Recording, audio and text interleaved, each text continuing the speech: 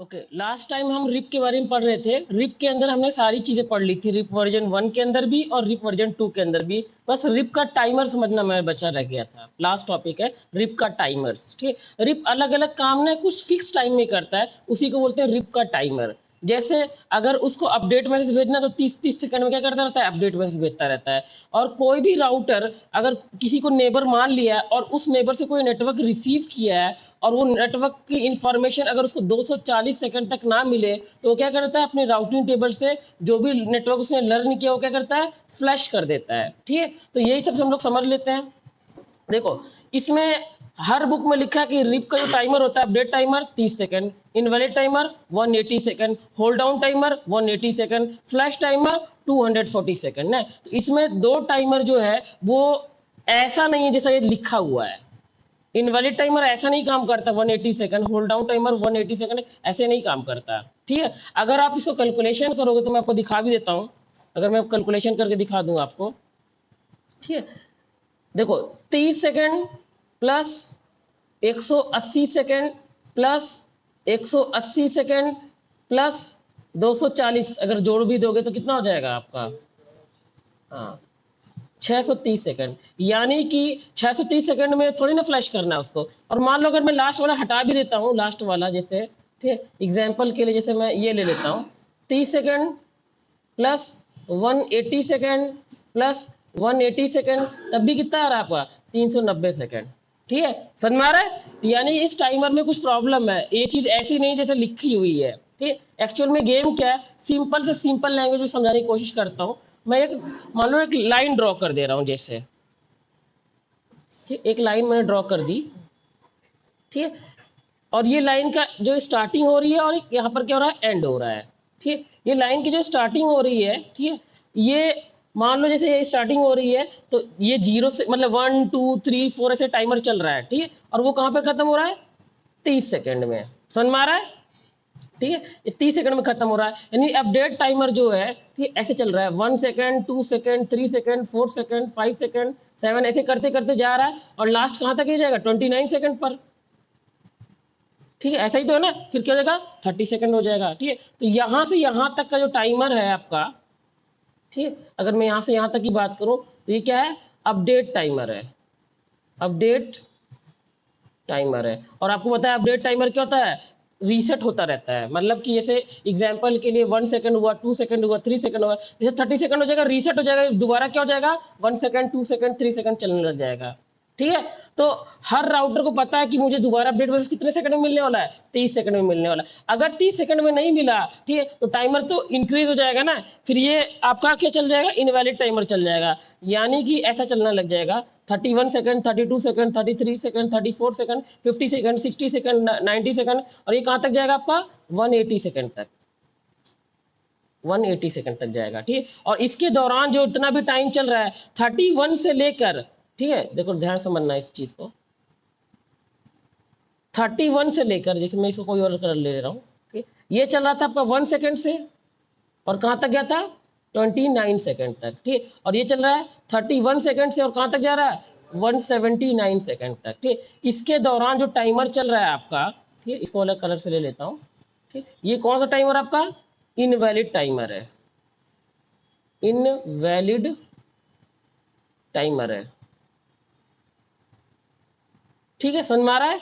Invalid का मतलब क्या है? राउटर ने मान लिया है कि ये एक, अब देखो दो दो बार मौका देता है, एक बार इनवैलिड एक बार होल्ड डाउन। ठीक, इसके बाद क्या करता है? फ्लैश कर देता है। मतलब इसने मान लिया है कि यार कुछ तो दिक्कत आ गई है। ठीक है, अभी 30 सेकंड तो हो गया, 31 सेकंड भी हो गया, 90 सेकंड भी हो गया, 80 सेकंड भी हो गया ना, वो मौका कहाँ तक? 180 तक जाएगा। फिर ये 31 से लेके और यहाँ तक के बीच में जो टाइम है, ठीक है, ये आपका क्या है? इनवैलिड टाइमर है। ठीक है, एक्चुअल में अगर ध्यान से देखोगे रहता है, ये 150 सेकंड तक काम करता है, और ऊपर वाला टाइमर कितना है? ये 30 सेकंड तक काम कर रहा था।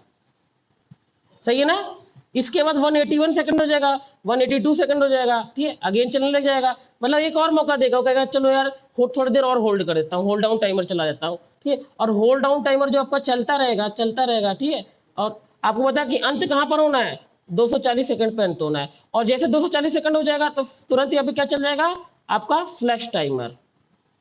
Flash timer. ठीक है, और इसके दौरान जो बीच में टाइम चलेगा वो कौन सा रहेगा आपका, होल्ड डाउन टाइमर रहेगा। इसके दौरान जो टाइम चलेगा, ठीक है, वो क्या रहेगा आपका, होल्ड डाउन टाइमर रहेगा। और ये होल्ड डाउन टाइमर कहाँ से चल रहा है आपका, ये चल रहा है आपका 181 से और कहाँ तक चल रहा है, 239 तक। इसके बीच में जो टाइम चल रहा है वो क्या आपका चल रहा है, होल्ड डाउन टाइमर चल रहा है, होल्ड डाउन टाइमर चल रहा है। और एक्चुअल में रियलिटी में देखोगे तो होल्ड डाउन टाइमर कितना है, सिर्फ 60 सेकंड का है।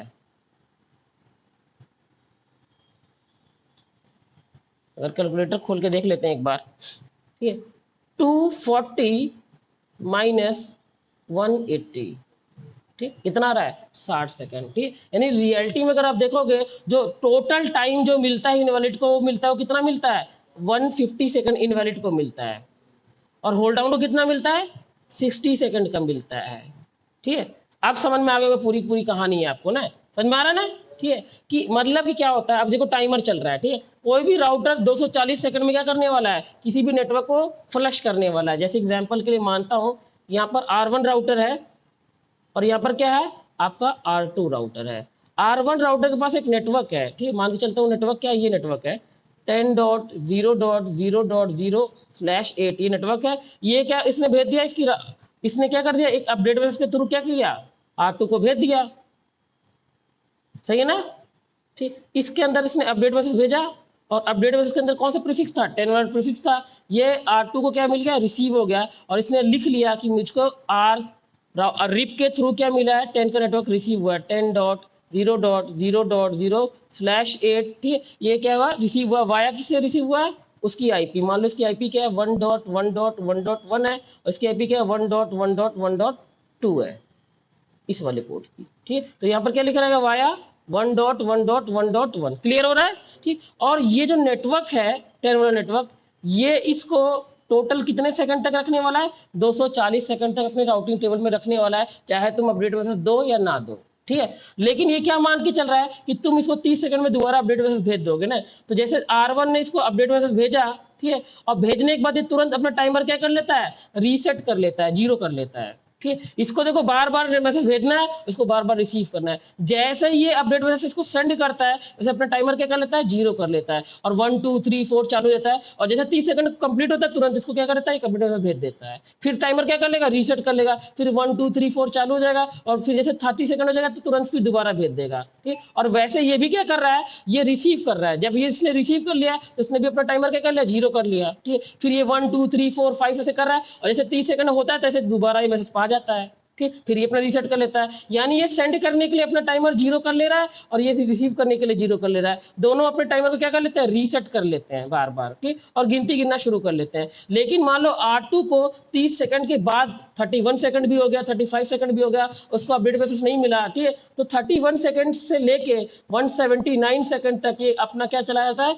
इनवैलिड से चलाया रहता है, समझ में आ रहा है, ठीक। और जैसे ही 180 सेकंड हो जाता है, ठीक है, 180 के बाद 1 सेकंड बाद वो क्या चला लेता है, होल्ड डाउन टाइमर चला लेता है, ठीक है। और आपको पता है इनवैलिड तक वो वेट कितना करता है, 150 सेकंड तक ही वेट करता है, ठीक। इसके बाद क्या चला लेता है, अपना होल्ड डाउन चला लेता है। और होल्ड डाउन कितना देर तक चलाएगा, 60 सेकंड तक चलाएगा। तो अगर आप टाइम जोड़ोगे 30 सेकंड 150 सेकंड 60 सेकंड तो कितना हो जाएगा, 240 सेकंड, समझ में आ रहा है।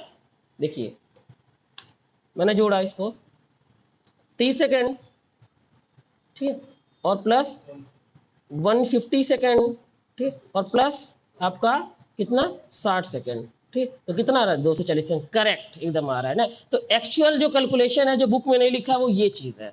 सबको समझ में आ गया चीज, ठीक है। रिप का टाइमर थोड़ा कॉम्प्लिकेटेड चीज था, लेकिन अगर आपको पता हो ये वाली बात अगर पता होगी ना तो बहुत सिंपल हो जाएगा। अगर अपने से पता लगाने जाओगे तो बहुत टाइम लग जाएगा। समझ में एक्चुअली में चल क्या रहा है कि आप सब टोटल का सम निकालोगे, जब इनका सम निकालोगे तो सम तो ज्यादा निकल रहा था ना, ठीक है। लेकिन जब सम आप ऐसा निकालोगे, 30 सेकंड का अपडेट टाइमर है, इनवैलिड टाइमर 150 सेकंड का है, होल्ड डाउन टाइमर 60 सेकंड का है। जब इसको जोड़ोगे तो एग्जैक्टली क्या रहेगा, 240 सेकंड। और आपको पता है 240 सेकंड में ही वो क्या करता है, फ्लैश करता है। यानी जो रियल टाइमर है इनवैलिड का वो कितना है, 150 सेकंड, और होल्ड डाउन का कितना है, 60 सेकंड। सबको क्लियर हो गया ये चीज, ठीक है ना। तो अगर रिप आपने पढ़ लिया तो यहीं पर सब चीजें क्या रहती है, रिप ही खत्म हो जाती हैं सब कुछ। अब बस प्रैक्टिकल है, थ्योरी पार्ट पूरा हो गया, रिप का खत्म। ठीक है, सारी बात समझ में आ गई।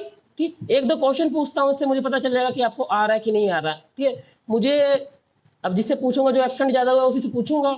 ठीक है, मुझे बताएंगे, ये क्या नाम है, जगदीश, मुझे बताओ एडी वैल्यू क्या चीज होती है, दो चीज में फर्क बताओ मुझे। एडी वैल्यू क्या होता है और मैट्रिक क्या होता है? एडी वैल्यू क्या है, मैट्रिक क्या है?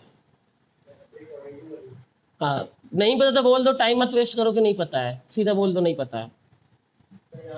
ठीक है चलो भाई, अब आप बताओ एडी वैल्यू क्या होता है, मैट्रिक क्या होता है? एडी वैल्यू चलो नहीं बता पा रहे तो मैट्रिक तो बता दो। एक तरह की कैलकुलेशन होती है। ठीक है, इस कैलकुलेशन से राउटर क्या हासिल करता है?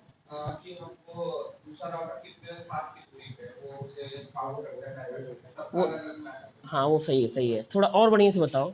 मतलब metric is calculation done by routing protocol to find out best path to deliver data. मतलब R1 एक राउटर है, उसको R2 को डेटा भेजना है, और R1 से R2 तक पहुंचने के लिए बहुत सारे रास्ते हैं, तो किस वाले रास्ते को इस्तेमाल करके वो डेटा भेजे।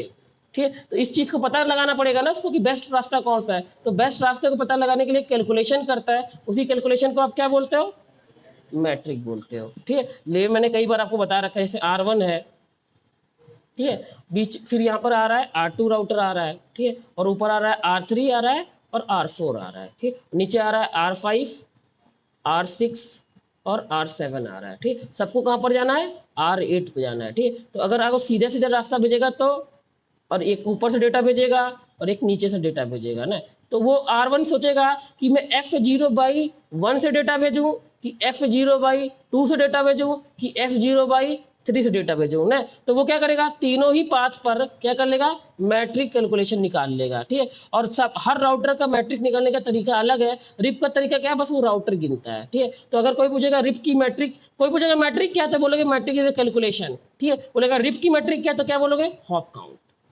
क्या है, हॉप काउंट, यानी हॉप मतलब राउटर, और काउंट मतलब गिनती, ये बस गिनती गिनता है। ऊपर वाले पास से अगर डेटा भेजेगा, F0/1 से डेटा भेजेगा, तो कितने हॉप की दूरी पर है, खुद को 0 हॉप, इसको 1 हॉप, इसको 2 हॉप, इसको 3 हॉप। ठीक है, अगर R8 तक पहुंचना तो कितना हॉप की दूरी पर है, ये 3 हॉप की दूरी पर है।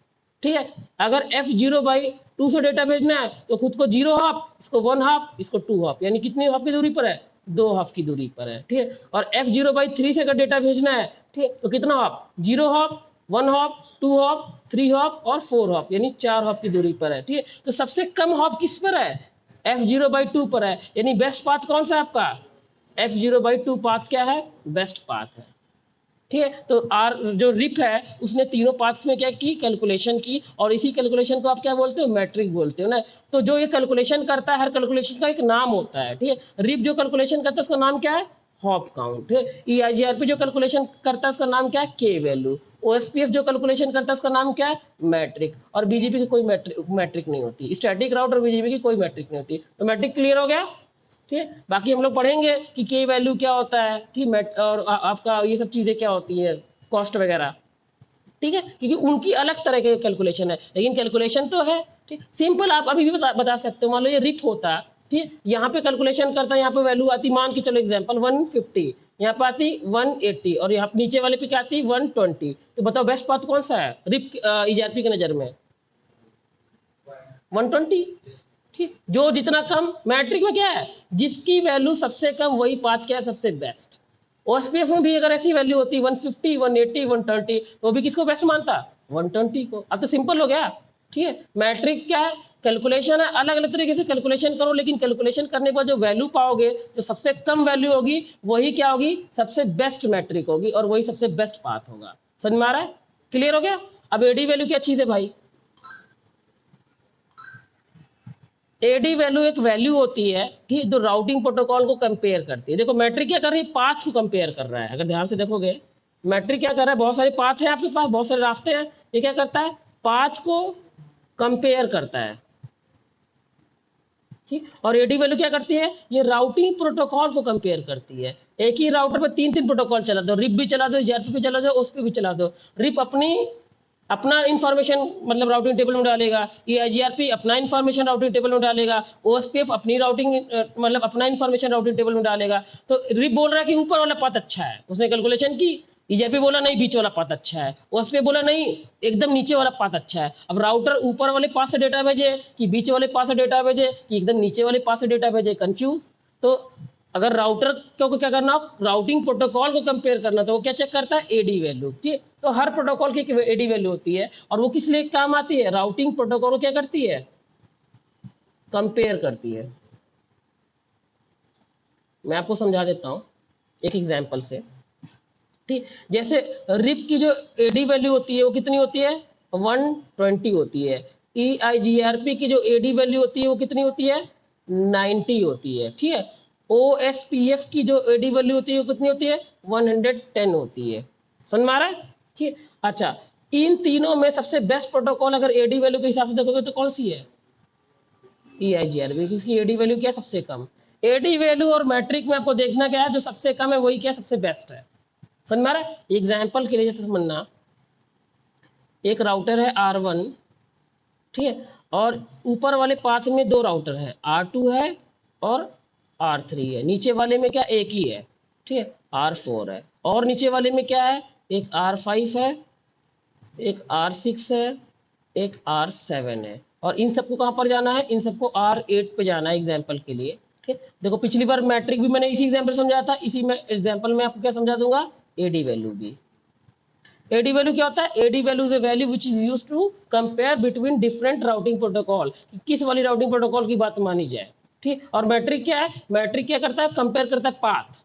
ठीक है, तो मान लो इसके पास एक नेटवर्क है, वो नेटवर्क है मान लो आपका 40.0.0.0/8 ये नेटवर्क है। यहाँ तक आपको क्या करना है, पहुंचना है, रीच करना है 40 तक। ठीक, कहाँ पर रीच करना है, 40 के नेटवर्क में रीच करना है। रीच करने के लिए तीन रास्ते हैं। एक तो रास्ता क्या है, F0/1, और एक क्या है F0/2, और एक क्या है आपका F0/3। तीन तीन पाथ क्या है, रहे। ठीक है, लेकिन क्या है ना कि इस वाले पोर्ट पर आपने क्या चला दिया है, रिप चला दिया है। इस वाले पोर्ट पे भी क्या चला दिया है, रिप चला दिया। एक्चुअल में आपने नेटवर्क एडवर्टाइज करते हो, पोर्ट एडवर्टाइज करते हो ना, ठीक, तो आपने यहाँ पे कोई नेटवर्क होगा, वो नेटवर्क जो भी होगा उसको रिप में एडवर्टाइज कर दिया। तो मैं क्या मानूंगा कि इस पोर्ट पर रिप चल रहा है, इस पोर्ट पर रिप चल रहा है, इस पर भी क्या चल रहा है, रिप चल रहा है, और इस पर भी क्या चल रहा है, रिप चल रहा है। नहीं, ऊपर वाले पाथ पे क्या चल रहा है, रिप चल रहा है, इस पर भी क्या चल रहा है, रिप चल रहा है, और एक्चुअल में इस पर भी क्या चल रहा है, रिप चल रहा है। यानी कि F0/1 वाले पे क्या चल रहा है, F0/1 वाले पाथ पे क्या चल रहा है, रिप चल रहा है। ठीक है, तो रिप क्या करेगा, भाई मैट्रिक कैलकुलेशन करेगा। ठीक है, और जो F0/2 पाथ है, इस पे आपने क्या चला दिया, इस पे चला दिया आपने एग्जांपल के लिए OSPF। क्या चला दिया, OSPF। अब OSPF भी मैट्रिक कैलकुलेशन करेगा। ठीक है, इस वाले पोर्ट पर क्या चल रहा है, OSPF। इस वाले पोर्ट पर भी क्या चल रहा है, OSPF। यहाँ पर भी OSPF, और यहाँ पर भी क्या, OSPF। यानी बीच वाले पूरे पाथ पे क्या चल रहा है, OSPF प्रोटोकॉल चल रही है। ऊपर वाले पे क्या चल रही है, रिप चल रही है। ठीक है, और नीचे वाले पे आपने क्या चला दिया, EIGRP। और यहाँ पर भी क्या चला दिया, EIGRP, और यहाँ पर भी EIGRP, और यहाँ पर भी EIGRP, और इधर भी EIGRP, और यहाँ पर भी EIGRP, इधर भी EIGRP, और इधर भी क्या, EIGRP। ठीक, यानी कि जो पाथ है आपका कौन सा, F0/3 पाथ, ये कंप्लीट पाथ में क्या चल रहा है आपका, EIGRP चल रहा है। ठीक है, तो रिप ने एक मैट्रिक कैलकुलेशन किया। रिप की मैट्रिक क्या आती है आपको पता है, ये 0 हॉप, ये 1 हॉप, ये 2 हॉप, ये 3 हॉप। तो रिप के नजर में जो मैट्रिक आएगी क्या आएगी, 3 हॉप। बोला है कि सर 3 हॉप आ रहा है। ठीक है, अब OSP भी अपनी कैलकुलेशन करेगा, तो उसकी कॉस्ट कैलकुलेशन जो होती है उसको क्या बोलते हैं, कॉस्ट। तो उसने कैलकुलेशन की, उसने बोला कि 150 आ रही है सर। ठीक है, या मान के चलता हूँ 120 आ रही है सर। ठीक, उसने एक फॉर्मूला लगाया, गुणा भाग किया और एक वैल्यू पा गया, वो क्या आई थी, 120। EIGRP ने गुणा भाग किया, उसको क्या मिल गया, एग्जाम्पल के लिए 140। ठीक है, अब अगर आप मैट्रिक देखोगे तो बेस्ट क्या निकल रहा है आपका, OSPF निकल रहा है। लेकिन अब एडी वैल्यू देखोगे तो क्या निकलेगा, बेस्ट EIGRP। कैसे, आपको पता ना, वो रिप की बात माने कि OSPF की बात माने कि EIGRP की बात माने। रिप तो बोल रहा है कि F0/1 वाला पाथ बढ़िया है, ओएसपीएफ बोला F0/2 वाला पाथ बढ़िया है, जीआरपी बोला नहीं F0/3 वाला पाथ बढ़िया है। ठीक, तीनों अलग अलग पाथ को बेस्ट बोल रहे हैं। अब राउटर क्या करेगा, वो सोचेगा कि भाई जो बोल रहा है पहले उसको कंपेयर कर लेता हूँ कि भाई तुम्हारी वैल्यू क्या है, तुम्हारी बात क्यों मानूं मैं। ठीक है, तो उसने बोला तुम्हारी एडी वैल्यू क्या जरा दिखाना। ठीक है, तो बाय डिफॉल्ट रिप की एडी वैल्यू कितनी थी 120, यानी रिप की तो बात वो मानेगा नहीं, तीनों को अगर कंपेयर करेगा रिप तो क्या हो जाएगा खत्म, भाई तुम्हारी बात तो नहीं मानने वाला क्योंकि तुम्हारी वैल्यू क्या है। ठीक है, तुम्हारी वैल्यू ठीक नहीं है, 120 है। बोलेगा ओएसपीएफ तुम्हारी वैल्यू कितनी है, वो कहेगा सर मेरी तो 110, कहेगा तुम भी गेम से बाहर हो। ठीक है, बोलेगा जीआरपी, कहेगा 90, तो कहेगा हाँ यार तुम ठीक बंदे हो। ठीक है, तुम्हारी बात मानता हूँ, तुम जो भी बोलोगे 180, 140, 240, 290, 1000 जो भी बोलोगे सब मेरे को क्या है मंजूर है, क्योंकि आपकी एडी वैल्यू क्या है कम है। अब समझ में आ गया। जब राउटिंग प्रोटोकॉल को कंपेयर करना होता है तो क्या देखते हो, एडी वैल्यू, और जब पाथ को कंपेयर करना तो क्या देखते हो, मैट्रिक। क्लियर हो गया सबको। ठीक, ऊपर से समझ में आ गया ना, ऊपर ऊपर से, वैसे तो ये दोबारा भी आएगा आपको। क्लियर हो गया ना। कोई पूछेगा व्हाट इज एडी वैल्यू, तो कहते AD value is a value which is used to compare between two different protocols, कि कौन सी प्रोटोकॉल का इस्तेमाल किया जाए, रिप का इस्तेमाल किया जाए कि जीआरपी का इस्तेमाल किया जाए। ये रिप तो कुछ और बोल रहा है, जीआरपी कुछ और बोल रहा है, तो रिप की बात मानू कि जीआरपी की बात मानू, इन दोनों की बात को मानने के लिए मैं क्या देखूंगा, दोनों की एडी वैल्यू देखूंगा। हाँ, एडी वैल्यू को तुम मॉडिफाई भी कर सकते हो, लेकिन बाय डिफॉल्ट एडी वैल्यू क्या है ये। फॉर एग्जाम्पल तुम चाहते हो नहीं यार, ठीक है, ओएसपीएफ की बात मान ली जाए तो ओएसपीएफ की एडी वैल्यू कितनी होती है आपकी, 110 होती है, इसको 80 कर दो। ठीक है, इसकी है 90 और इसकी 80, अब किसी बात मानेगा ओएसपीएफ की। समझ में आ रहा है? यानी एडी वैल्यू को मॉडिफाई कर सकते हो, जिस तरीके से एडी वैल्यू को मॉडिफाई करते हो उसी तरीके से मैट्रिक को भी मॉडिफाई कर सकते हो। समझ में आ रहा है? ठीक, तो नेटवर्क इंजीनियर चाहे तो कुछ भी कर सकता है, लेकिन बाय डिफॉल्ट अगर इस हिसाब से चलोगे तो कौन जीतेगा, ईआईजीआरपी जीतेगा। समझ में आ रहा है? अगर सभी में अगर मैं ईजीआरपी चला देता तो बेस्ट पाथ कौन सा होता है, जिसमें मैट्रिक सबसे कम आती है। सबको क्लियर हो गया? कोई डाउट है तो बताओ, कोई डाउट नहीं है ना। ठीक, रिप का टाइमर भी समझ में आ गया, एडी वैल्यू भी समझ में आ गई, और आपका मैट्रिक भी समझ में आ गई। क्लियर हो गया? मैक्सिमम पाथ जो सपोर्ट करता है, कितना सपोर्ट करता है जीआरपी, सॉरी रिप, 4। किसके लिए, लोड बैलेंसिंग के लिए। तो लोड बैलेंसिंग भी पता है ना क्या होता है, दो टाइप की लोड बैलेंसिंग होती है। लोड बैलेंसिंग, नाम से ही पता चल रहा है कि क्या कर रहा है, कि लोड को क्या कर रहा है, बैलेंस कर रहा है। दो टाइप की होती है, इक्वल कॉस्ट लोड बैलेंसिंग,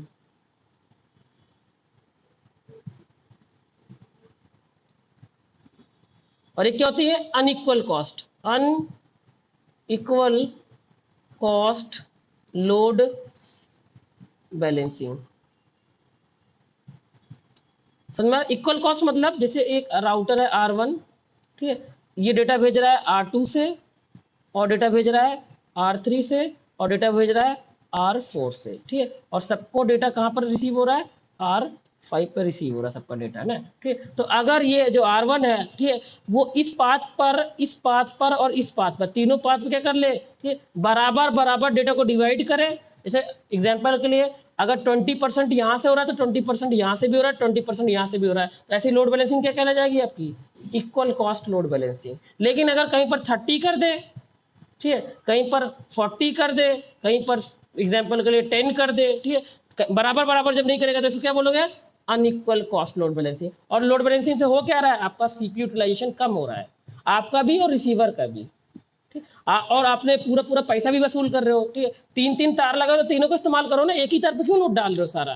ठीक, तीनों तार से डेटा निकालोगे तो आप क्या बोलोगे, लोड बैलेंसिंग हो गई सर। और अगर बराबर बराबर लोड बैलेंसिंग हुई तो क्या बोलोगे, sir equal cost load balancing हो गई। और कम ज्यादा हो गई तो क्या बोलोगे, अनइक्वल कॉस्ट हो गई। ठीक, तो लोड बैलेंसिंग से फायदा क्या होता है, सीपीयू यूटिलाइजेशन कम होता है, रिसोर्सेज का पूरा इस्तेमाल आप करते हो। समझ में आ रहा है? आपका भी सीपीयू कम इस्तेमाल हो रहा है और रिसीवर का भी कम हो रहा है। ठीक, समझ, और वायर पे भी क्या पड़ रहा है, लोड कम पड़ रहा है। ठीक, एक ही वायर पे पूरा डेटा फेंक दोगे तो उस वायर पर क्या हो जाएगा, बैंडविड्थ की प्रॉब्लम हो जाएगी ना, बैंडविड्थ खत्म हो जाएगी उसकी। ठीक है, लेकिन जब आप सभी तार को इस्तेमाल करोगे तो भाई थोड़ा राहत तो मिलेगी एक तार को। समझ में आ रहा है? हाँ हाँ, फिर भी हो जाएगी। समझ में आ रहा है? क्लियर हो रहा है बात आपको? ठीक, उसको सिर्फ इस साइड से मतलब है, आगे क्या है उससे कोई लेना देना नहीं। समझ में आ रहा है? लोड बैलेंसिंग जब करेगा तो बस वो नेबर को देखता है, तो नेबर के आगे कितने नेबर उससे क्या लेना देना। समझ में आ रहा है? क्लियर हो गई बात आपको? ठीक, तो मैक्सिमम लोड बैलेंसिंग के लिए कितने पाथ सपोर्ट करता है, वो 4 मान। और एग्जाम्पल मैंने बताया था आपको, ठीक, आपके पास 50 राउटर है, आप मतलब कहीं पर जाना है आपको, लास्ट टाइम बताया था ना, ठीक है, R1 से, ठीक है, R2 एक कनेक्टेड है, R3 कनेक्टेड है, R4 कनेक्टेड है, R5 कनेक्टेड है, R6 है, R7 है, ऐसे 36 राउटर है मेरे कहने का मतलब। R8 राउटर है, R9 है, ठीक, R10 है, ठीक। सबको कहाँ पर जाना है? R11 पर जाना है, ठीक। तो अगर आपको पता है वो मैट्रिक कैलकुलेशन करेगा, और मैट्रिक में सबका मैट्रिक बराबर आएगी, बराबर तो आएगी। कितना हॉप काउंट आएगा सबका? 2-2 हॉप काउंट आएगा, ठीक है। अब वो सोचेगा यार ये तो सब बराबर आ गया, ठीक है। जब मैट्रिक, अब हाँ आपके मन में क्वेश्चन आना चाहिए, सर अगर दोनों पाथ में मैट्रिक सेम आ गई तो दोनों पाथ को क्या कर लेगा? लोड बैलेंसिंग चालू कर देगा। जब भी राउटर को दो पाथ को कंपेयर करना है और दोनों की मैट्रिक बराबर आ गई, ये ईजीआरपी का भी यही कॉन्सेप्ट है, ओएसपीएफ का भी है, सभी प्रोटोकॉल का यही कॉन्सेप्ट है, रिप सबका वही है। अगर उसने दो पाथ को कंपेयर किया और दोनों पाथ में मैट्रिक क्या आई? बराबर आई, तो दोनों पाथ को इस्तेमाल कर लेते। कहता है ये भी बढ़िया, ये भी बढ़िया है, भेदभाव क्या करना है, थोड़ा डेटा ऊपर से भेजो, थोड़ा डेटा नीचे से भेजो। दुनिया में इकलौती ईजीआरपी ऐसी प्रोटोकॉल है जो इक्वल कॉस्ट भी सपोर्ट करती है लोड बैलेंसिंग, और अनइक्वल कॉस्ट भी करती है। बाकी सारे लोग क्या करते हैं? इक्वल कॉस्ट ही करते हैं, ये अनइक्वल भी कर सकती है। ऐसी बहुत सारी खूबियां ईजीआरपी में जो मैं पढ़ाऊंगा, ठीक है, तब बोलोगे यार ईजीआरपी बेस्ट है, समझ में आया? तो अगर इसको लोड बैलेंसिंग करनी है तो सिर्फ 4 पाथ पे लोड बैलेंसिंग कर सकता है। और कौन से 4 पाथ? जो पहले बेस्ट उसने मान लिए, 1 2 3 4, इस पाथ को क्या कर लेगा? वो बेस्ट मान लेगा। बाकी सब पाथ को कहेगा यार मुझसे मतलब नहीं, मैं इनको इस्तेमाल नहीं करूंगा, ठीक। लेकिन ये किस पर डिपेंड करता है? आईओएस के वर्जन पे, मैंने बताया था पहले ही आपको। ये सब क्लियर है ना? पुराने वीडियो देखोगे तो सब समझ में आ जाएगा। हाँ हाँ, मैट्रिक से ही तो जानता है कि कौन सा पाथ बढ़िया है। ना उसको नहीं मानेगा, मतलब इन सब की मैट्रिक बराबर आ रही है तभी करेगा। किसी की मैट्रिक ज्यादा गई तो वैसे गेम से बाहर हो गया। मैं कह रहा हूँ सबकी मैट्रिक बराबर आ गई, ठीक है, तो सबको इस्तेमाल करना चाहिए, लेकिन सबको नहीं करता। कितने करता है? सिर्फ 4 को करता है। और कौन से 4? नीचे के 4 के ऊपर के 4, जो पहले उसके राउटिंग टेबल में आ जाए, ठीक। जिसमें पहले उसने कैलकुलेशन कर लिया, उसको पता चल गया कि यार ये उसने कैलकुलेशन, देखो कैलकुलेशन तो सब पे करेगा वो, कैलकुलेशन इस पे भी करेगा, इस पे भी करेगा, इस पे सब पे करेगा, ठीक है। लेकिन स्टार्टिंग के जो 4 उसने बेस्ट मान लिए, उसी को बेस्ट मानेगा, उसी से डेटा भेजेगा, बाकी पाथ से डेटा नहीं भेजेगा। समझ में आ रहा है? कैलकुलेशन तो सब पे करेगा वो। क्लियर हो गई? कोई डाउट है किसी का? ठीक, कंप्लीट मैंने आपको रिप के बारे में बता दिया, एक एक बात बता दी, छोटी से छोटी पूरी सीसीआई लेवल तक पूरा ईआरपी आपको बता दिया, सब कुछ इसके अंदर। समझ में आ रहा है? क्लियर हो गया ना? पाथ उसके बारे में मैंने आपको बताया था, क्या पैसिव इंटरफेस के बारे में याद है? ठीक, पैसिव इंटरफेस क्या होता है? जिस पोर्ट को तुम पैसिव इंटरफेस बना लोगे, उस पोर्ट के जरिए कभी भी अपडेट मैसेज सेंड नहीं करेगा, रिसीव करेगा लेकिन सेंड नहीं करेगा, ठीक। जिससे फायदा क्या होता है आपका? फायदा ये था कि लैन के साइड फालतू के अपडेट मैसेज नहीं जाते हैं। हमेशा लैन साइड को क्या बनाना चाहिए? Passive interface. और वैन को कभी भी पैसिव नहीं बनाना चाहिए, ठीक। मान के चलो तुम जिस भी पोर्ट से तुम नहीं चाहते अपडेट मैसेज जाए, उस पोर्ट को क्या बना लो? पैसिव इंटरफेस बना लो। इससे आपके लैन के अंदर सिक्योरिटी भी बढ़ेगी और लैन की स्पीड भी बढ़ेगी, फालतू के मैसेज घूमेंगे नहीं इधर उधर। समझ में आ रहा है? तो किसी हैकर को फालतू का मैसेज मिलेगा नहीं, तो कुछ हैकिंग वगैरह करने में क्या होगा? तो मुसीबत होगी। समझ में आ रहा है? ठीक, तो रिप कंप्लीट मैंने समझा दिया आपको।